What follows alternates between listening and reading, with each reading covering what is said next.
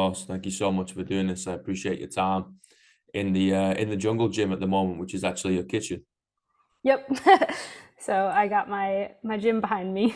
Amazing, mate. Something that really caught my eye with yourself is the exploration of oneself through human movement, right? And trying to uncover the layers of the mind through moving around. And that's something that I'm super fascinated in, right? Because when people Mhm. embark on this journey of fitness, of moving, of let's just kind of act in a certain way and express in a physical manner, they learn so much about themselves, right? And with the stuff that you end up doing, I'm always like, wow, what have you learned? So first of all, like, what have you learned? And second of all, why'd you get into this? It's So, cool. yeah, thanks. So it's definitely been a long journey. I kind of started gymnastics when I was 4. My big sister was in gymnastics and I wanted to be like her. My parents were like, no, we're going to wait till she's 5. And I just started doing stuff around the house and they were like, fine, fine, fine, we'll put you in. So that's kind of where my movement journey, I guess, started. And then I continued that through high school and then actually competed gymnastics in college.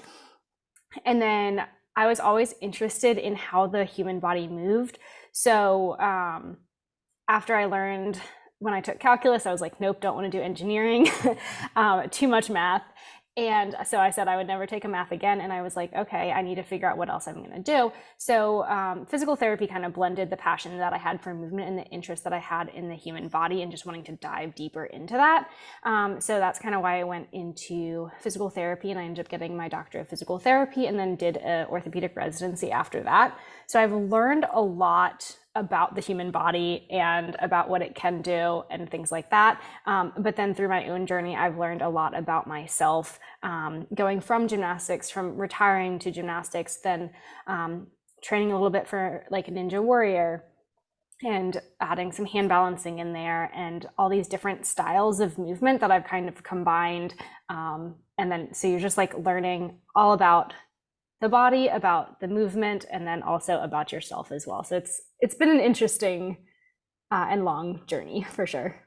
Yeah, it's a beautiful combination, right? Because Mhm. that's usually the way people go about it, right? They go Mhm. into this thing to learn some physicality, to improve their health, to improve their fitness, their performance, or whatever it is. They want something physical, right? And then they end up finding something mental, and you're Mhm. like, hmm.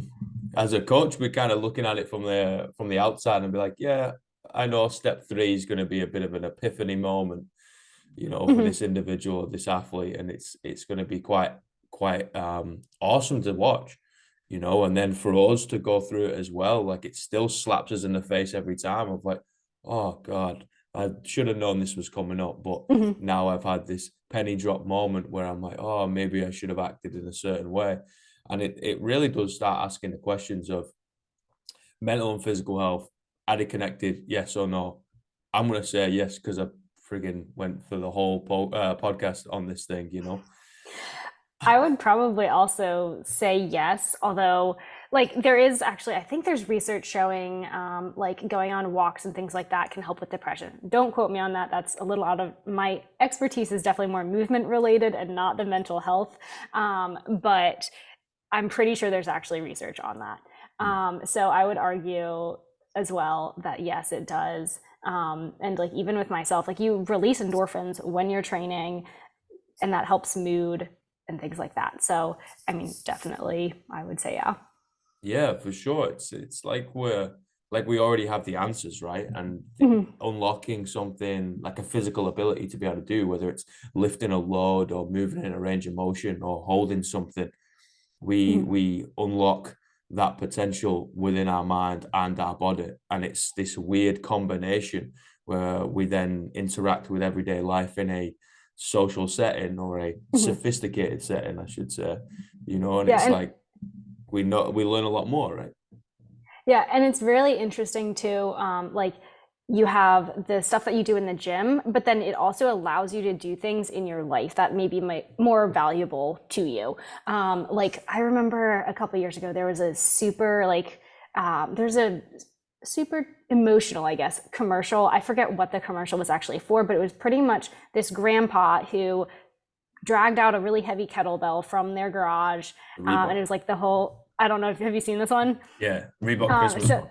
yeah, so it was Yeah. like the lifting, and it was literally like lifting it up to your chest and then reaching out in front. And then at the very end, it shows him lifting the granddaughter to put the star on the Christmas tree. And that was very important. And literally everyone in his life was thinking like, this dude is crazy trying to lift this massive kettlebell. But then he was able to lift his grandchild up. And that was what was important to him in his life. And that's what gave him joy. And so the training that you do can definitely relate to your life and what your life, like the meaning that you give your life, I guess. 100%. You are able to find those little things that light you up a lot more in the physical sense, rather than we can Mhm. just sit down and tell stories, which is unbelievable. And I'm a massive advocate, and we need to do more of it around the campfire, just talking Mhm. shit. But we still need to be able to interact physically. And this is why I love CrossFit, right? Because I think it's kind of the foundation. And then it bridges off into these other niche little areas, which are now getting more spotlight of gymnastics, weightlifting, now a little bit more strongman, now just movement-based calisthenic stuff. And people are like, oh, so I don't have to just go to the gym and smash myself in the face. You're like, no, dude, how do you want to work out? Like, do you like this CrossFit thing? No. Okay, don't do it. Go do something else. Do you Yeah. like this spin class thing? No. Okay, go do something else. You might want to just do animalistic style movement based on your hands. Fantastic. Go figure that out. There's Mhm. going to be somebody out there that's going to be coaching it. You're going to have a Yeah. mentor in that space. And this is where I think our industry is so cool, because we got this umbrella thing of health and fitness, right? That we're Mhm. kind of we're kind of all trying to go towards, but we do it in different ways. And I Yeah, think that definitely. fact is so fucking cool. We're doing it in different ways. You're Mhm. like, oh, so we can do this with not without a barbell. You're like, yes. You're like, oh, this is Yeah. cool. There are so many different ways, and depending on your goals and your preferences, I mean, they're just the options are unlimited. And as long as you have the foundations of like the movement of the body, the knowledge of like the nutrition and the training, you can create amazing results with a ton of different methods. Mm. So it's just knowing that basis and knowing how to apply it, and then applying it based on the person that's in front of you or your own goals. But there's so many different options based on your preferences. Yeah, it's staying curious, right? Of trying new things. You might like what you're doing right now, but you might love something else. Stay Mhm. curious, try it out. Yeah. Try Pilates or yoga or aqua aerobics or something. Yeah. Or try just going in the gym and you're only working on handstands. I Mhm. love bringing in warm-ups that last 20, 30 minutes, and they're literally just static holding on their hands, whether it's against the wall or not. And you look at people's faces, they're like, I'm fucked. You're like, yeah, dude, like this stuff is hard. It's not easy, Yeah. you The know? basics are super important and can definitely get you sometimes, especially if you haven't done them in a while. For So, sure. And like, especially when we're not as efficient as somebody like yourself, right? We're just going to be burning yeah. through that energy store, and we come down and faces all red, you're sweating. It's like, Yeah. well, was that good? You're like, well, it wasn't pretty, but you were upside down. So congrats. Hey, we all start somewhere, so that's what matters. So, as long as you're trying your best, we can work with that. We just chalk it down to having heavy legs, right? And you're like, that's not necessarily the case, but okay, sure. Yeah. I'll give you that But out. So do you coach people online, or is it we mhm. always bring it in person online? So it's I coach people online. I treat physical, or I am a physical therapist in person, but Yeah. I'm an online coach. So that's kind of how I determine the in person versus online. So And then blending the two together, or is it purely just it's separate. So yeah. wicked? What's the common cause of injury, and like the most common injury when they come in for a little bit of PT? A lot of times it's typically like neck, back, is really the main thing. Yeah. But I mean, like we see a lot of car accidents, we see a lot of chronic injuries, where someone did something years ago. It could be potentially like there's so many different things that people come in for, and it really depends as well where you work too. Mm. So depending on where you work, the population that you see, you're going to see different things too. So like I've worked in 3 clinics so far. One had like more MBAs or car accidents. Another place had a lot more gait and balance because it was more elderly individuals. And then you get like a mix. You have some like workers' comp injuries. You have, again, MVAs. You have like high school athletes. You kind of have a wide mix of a ton of different things. Here's a question, because I get a lot of people coming in with like, oh no, it's fine. It was an old injury and it just flared up or something, right? And it takes them out of working out for a while. So how do we attack that mentality of pain is now normal because I've been feeling it for a long period of time, rather So than pain is a signal? How would you go about that as a PT? pain is common, but it's not normal. And the experience of pain does not necessarily mean there's tissue damage. So pain is a signal that, and it is actual or potential tissue damage. So the or potential tissue damage is an important distinction, because you can have pain without an actual tissue injury. And a lot of people think, oh, I'm in pain, the tissue injury has occurred. So you think about like you put your hand on like a hot object, you get your hand away as possible to not burn yourself, right? Or so it's that same thing. So it might be saying something, but then you also have, there's a really good analogy about, you guys, I'm assuming you guys have like Ring doorbells around you guys. Yeah. Okay, so you can change the sensor on those Ring doorbells, because you might get an alert on your phone like with the like a leaf blowing by, or you might get it like if someone's actually knocking on your door, right? So that's, if you think about the pain signal that your body's giving you, someone might be super sensitized and it might be sending a pain signal with a leaf blowing by for the doorbell, right? Versus someone who's actually knocking on your door, that might be like, hey, you're getting close to tissue injury, you might want to back off. And that might be the appropriate response of that pain signal. Yeah. Whereas someone system might be sensitized. So that's where like the whole pain science things come into play too. So that's where a lot more with chronic injuries, where you have a little bit more sensitized system as well. How would you go about dissecting to figure out where an individual is, right? Because we're not going to know until we actually get inside of it, which isn't going to happen. So we have to be able to converse, right, and figure that out.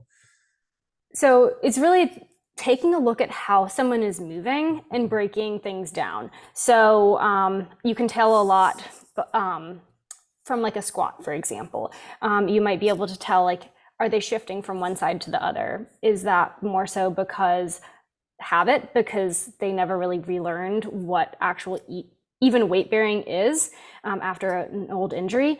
Or is it because they're still lacking mobility in like their knee, their hip, their ankle, or something like that? Or is it a strength thing? And because that side is weaker, you're having the other side compensate.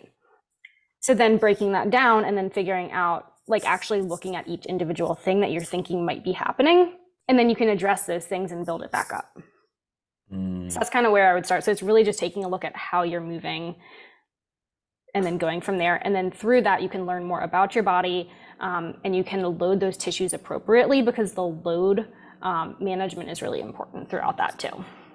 I love taking the practical approach, you know, kind of tiring it with a brush of movement is medicine at the end of the day, but it's also a great indication for us initially as coaches to then refer on and be like, yo, boss, like something's going on here. Like you're probably going to want to look at this with a better trained eye than just knees out, chest up, you know. And being able to liaison between the two, I think is really, really cool, you know, because kind of contact time, you know, trainer in a commercial gym or an instructor in a studio or a coach within a CrossFit gym or whatever gym, powerlifting gym, whatever, are going to have a maximum amount of time, right? And then we need to be able to funnel it off into you guys and be like, okay, this is what we see. This is what we see in this scenario. This is what we see in that scenario. So then you can load that toolbox, and you guys have got the expertise, right? And a little bit more of a referral-based system to understand this individual and then get them back on their feet, figuratively and literally speaking, as quick as possible. Yeah, and it's really interesting too, because like depending on your own biases and things like that, you might see one thing and then another person might see another thing. Yeah. And then depending on like the fatigue of the individual too. So like maybe you're seeing something later on in their workout and like do that movement analysis and they're a little bit more fresh. So seeing how that changes depending on the environment, depending on the fatigue levels and things like that can also tease things out too. So For sure.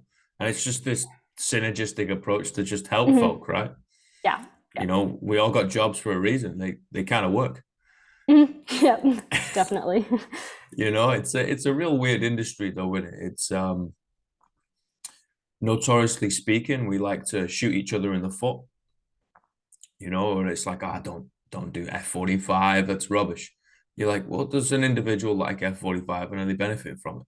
If those two answers are yes, then let them do it.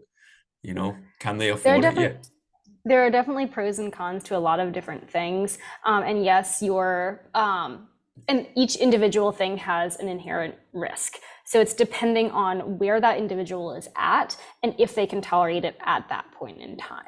So depending on the activity, whether it's like a super high volume activity, but if you're starting from nothing, that's going to increase your risk Yeah. at that point in time. So you can potentially build up to that and be smart about it, but you can definitely choose or potentially scale that down a little bit. But depending on where you are currently at, that's going to dictate what your options are and being smart about it. And it's really the being smart about it that's important. 100%. You know, that's where I think coaches as an individual need to take a lot more accountability. You know, whether it's you know, 0 to 60 minutes, this athlete is in your care. You know, you got a Mhm. duty of care for these people, whether there is one person there or whether it's fucking 50. You know, you got Mhm. duty of care for them all. And if something is programmed on the board, don't just hand them that grenade and take the pin out and be like, peace out. Like, Mhm. no. If you see that this is their first class, okay, cool. They go in empty bar, they go in less weight, they're going even, you know, training bar or whatever, they're going half Mhm. reps. You know, Yeah. it really don't matter. They're working hard, they're gonna get a sweat on, they're gonna look at you and be like, that was great, because most of the time they have no idea what they're doing anyway, and that's fine. You Yeah. know, it's like, don't just, okay, you're gonna do a 5x5 on deadlifts, and then we're gonna do wall balls with 150 reps, and then you're gonna run outside. And it's like, dude, like this person sits at a desk all day and hasn't moved since high school. You know, it's probably not the smartest of ideas for them to do all that volume within 60 minutes. You know, Mhm. are you going to see this folk again? Probably not, because he's going to be trashed.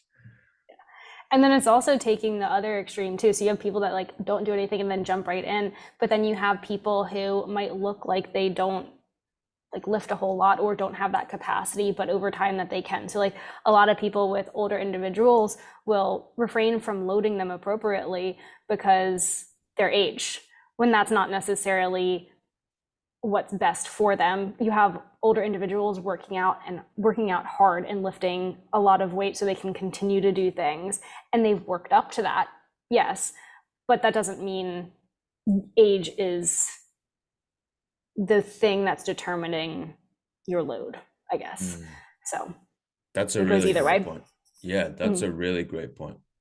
You know, like progressive overload is still there, right? It's still a principle that applies, and it might need to be a little slower, and that's Mhm. okay.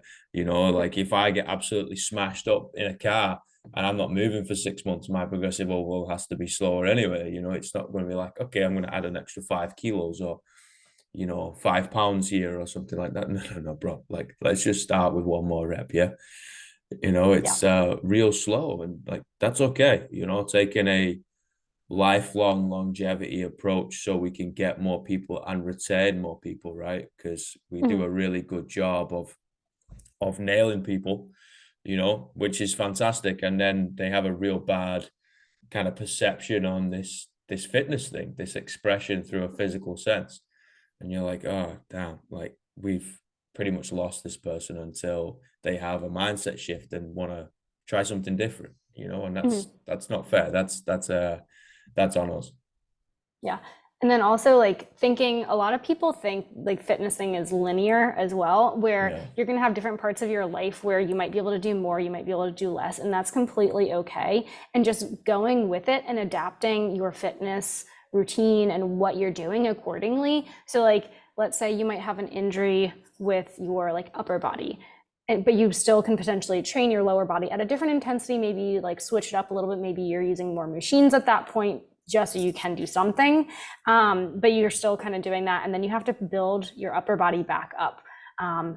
And then you might be coming back stronger. You might be modifying for longer than you think. And it's going to be ups and downs throughout the whole entire lifespan, but you're still able to do something, right? And that's going to then allow you to live the life that you want outside of fitness as well. So the ups and downs are a reality that a lot of people don't want to accept, I guess. But everyone has those ups and downs, and not necessarily comparing the high to the low. You're gonna get back up there. You're gonna kind of keep going, but the overall trend is going to be in one direction. Sure, and we don't have to practice the skill to get better at the skill. You know, my gramps used to say, like, if you continuously beat the drum, the lever will become taut and eventually break. We need to learn different skills to be better at beating the drum. You know, and I didn't have a fucking clue what he was talking about as a kid, right? But then you look back at it, you're like, oh, so there's more things to learn out there, which then we can apply in something else, right? You know, you might go, I don't know, paint or something, and you learn a little bit more of an artistic flair, and it helps you in your gymnastics. You might go run, and it helps you with a little bit of mental resilience, or whatever it is, the cadence of your stride. Like there's so many things out there that we can learn and then apply in a different context, and it still applies. You know, I see it all the time, especially with the powerlifting movements, you know, SBD, or the weightlifting movements. A little bit less because you can't snatch and clean and jerk all the time. Your joints scream at you, you know. But the same thing applies, you know. They're like, oh no, I got to do it. Like, well, okay, that's why we have like variations of the same lifts. You know, that's why we vary the load, because you can't go 80% and more every single day, because that's just not going to work, mate. You know, and then, okay, well, what else can you do? Like, what are the best weightlifters in the world? Like, well, they're pretty explosive. Okay, so their athleticism is pretty high. So they train that. Okay, they're pretty good at gymnastics. Okay, great. So then they train that. As in not gymnastics, as in they're pretty good with their body weight. You're just thinking, no, they're not good, guy, dude. But they're using multiple different disciplinaries here, you know, mediums, and that is the point. That's what we're supposed to be doing, you know, exposing ourselves to a wide range of stimuli, right?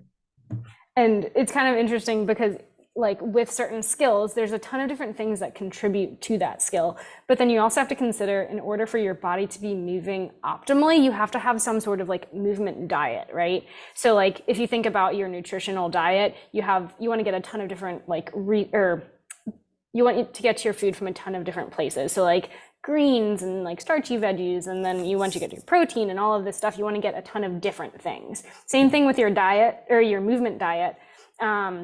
Like let's say for like Olympic lifting, it's more forward and back motion. You don't get a lot of side to side motion, but in order to develop that force, you have to do some side to side training. So that's part of your movement diet. You're getting the nutrients, I guess, or the movements from different areas. And same thing with like mobility training and all of this stuff. All of those things are going to help to build you when they're programmed appropriately to reach your goals, even if you're not specifically doing that thing. 100%. And it's quite entertaining watching athletes in the flesh, or even online. It'll be the same thing. You know, there's a little bit of complaints, you know, at the start, and you're like, just give it a go, mate. And they're like, oh, a week, 2 weeks down the line, they're still a little weird about it. You're like, fuck's sake, just give it a go. Can you please? And over time, they see the benefit, right? And they end up getting that curve a little bit upwards. And partly it's a little bit of give and take on like the coach's part as well, because you have to meet the client or person or athlete where they're at, because they might not be ready to say like, I'm going to be doing a ton of different things, right? They like their thing. Maybe we, you know, sprinkle in a little bit of something and then say, oh, like, you know, that wasn't bad. And then you kind of sprinkle in a little bit more, and you know what they need, but it's more like getting them to kind of understand as well and buy into that, because you can't necessarily dump everything on them at once, because then it might be a little bit too much, right? And they might just be like, nope, I'm out. So it's definitely a balance between the two. Yeah, Jimmy down the street lets me do what I want all the time. I'm just gonna go pay him, it's gonna be a bit more of a pleasant experience. Mhm. And yeah, coaching is such a beautiful art form, right? It's providing them what they want in the short term whilst pushing them towards what they need in the long term. And we Mhm. do that by spotting little things. Yep. It's quite funny. Everyone comes into the gym and they might have, I don't know, dyed their hair or had a little haircut or changed the way they stride around the gym or something like that. The energy changes. And I'll always notice. And they'll be like, how did you notice that? I was like, dude, my job is to spot little things. Like I noticed that little valgus knee going in from the other side of the room. Like that's my fucking job, dude. So my Mhm. job is to notice whether you dyed your hair purple or not, mate. Yeah.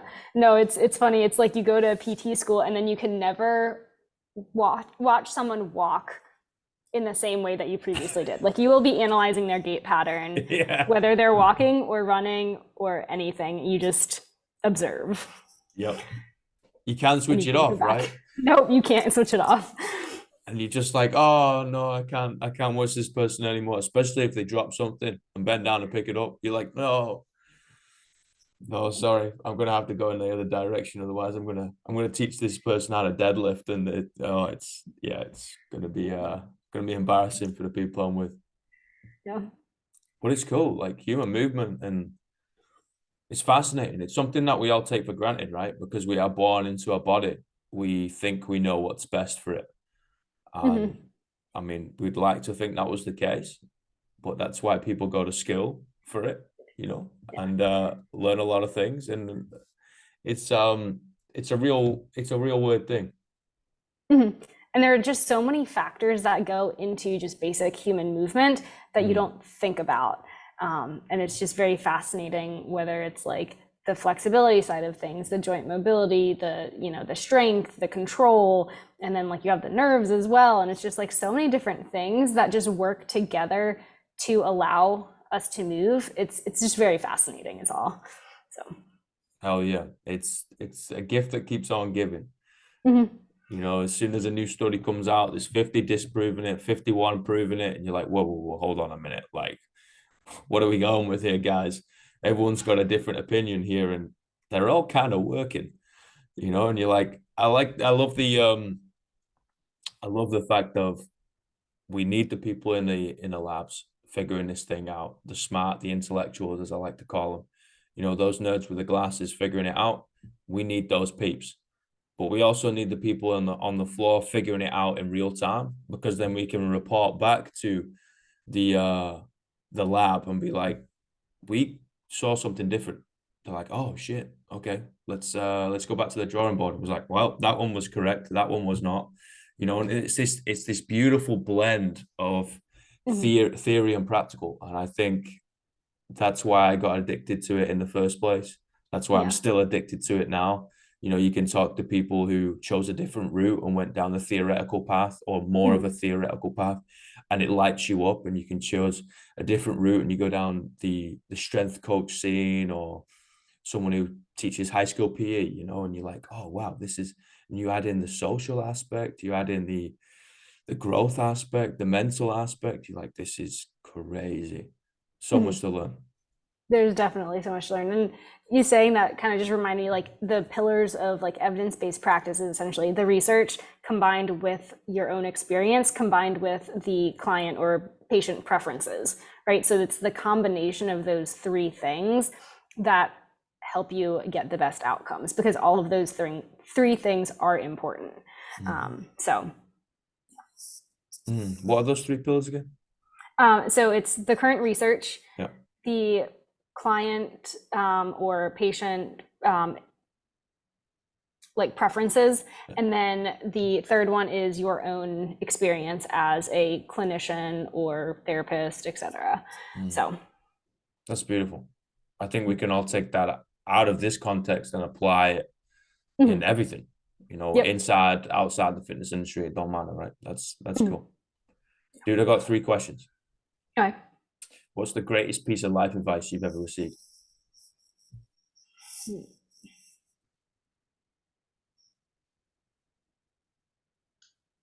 Do your best at with what you have at that point in time, and that's all you can ask from yourself. Mm. Mm. I like that a lot. I think one of my parents said that when I was growing up. I like that a lot. I usually I usually think over these bad boys for at least 2 weeks afterwards. I'm one of those crazy people that'll wake up in the middle of the night and be like, holy shit, like that was a really good thing. You're like, go back to bed, man. You're like, but no, that's cool. Presence, being present moment. It's Yeah, it's something that a lot of people need to learn. definitely. Something that a lot of people need to learn. And don't judge your past self for not knowing something that you know now. Mhm. Because you hadn't gone through that experience yet. You weren't supposed to know. Yep. Whatever you believe, whether you're bloody some sort of religious, some sort of hippy dippy, or kind of somewhere in between, it doesn't matter. We believe in some sort of faith, i.e., something beyond ourselves, and that we do have in common. What's the worst piece of life advice you've ever received?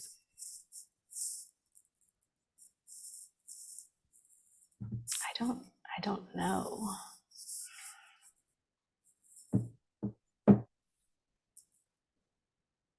I mean, I've definitely ignored good advice. um,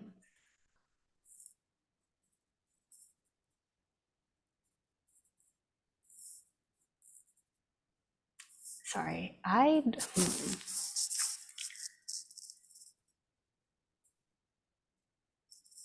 feel like there was something along the lines of like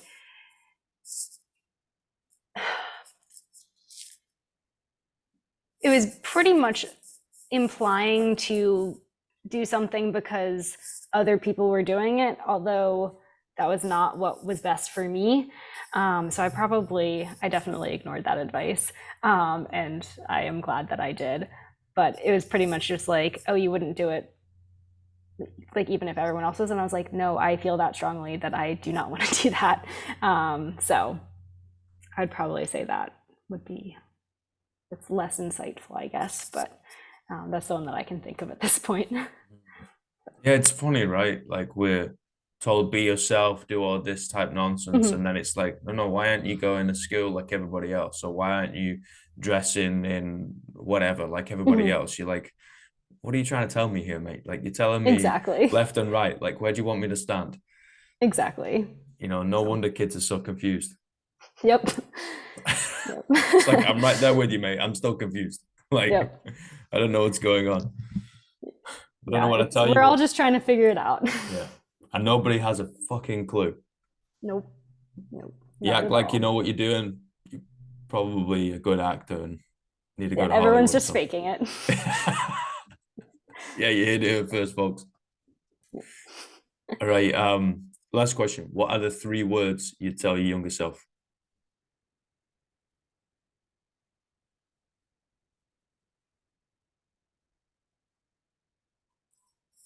Hmm.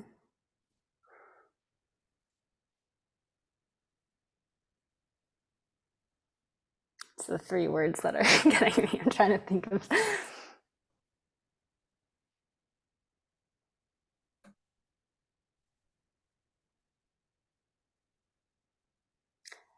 I mean, this one's kind of cliche, I guess, but like believe in yourself or something along those lines. Mm, Um,